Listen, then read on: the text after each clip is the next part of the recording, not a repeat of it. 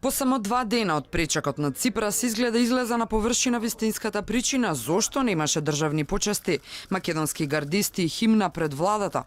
Иако владините служби 48 часа се обидуваа да докажат дека доцнењето на авионот на Ципрас било причината што немаше интонирање на химната и почесна гарда, нивниот претпоставен во интервју на прашање дали амблемите на членовите на оркестарот со Република Македонија може би се причината, ги расчисти дилемите и си ја кажа вистината. Дека оркестарот има Република Македонија на ракавите, дека тоа е една од причината за кој што не е свирена химна. Значи може да постои таква причина или било што ние знаеме секој пат да се коригираме, можеше да се сошие или слично, оркестрите заедно ќе бидат и ќе бидат тие поклопени такви делови заради тоа што уставот е јасен.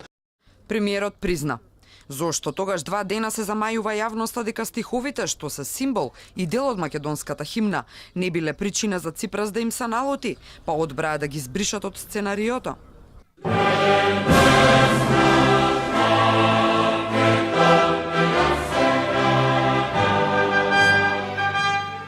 Во меѓувреме, извадени се и буквите на Република Македонија од прес-центарот во Министерството за внатрешни работи, но се уште стојат траги од името.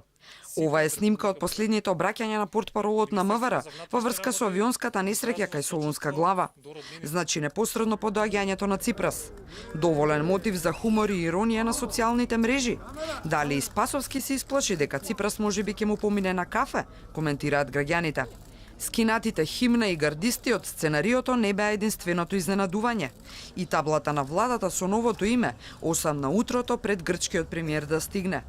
Преку ноќ поставена, како што и буквите претходно беа симнати доцна во ноќта.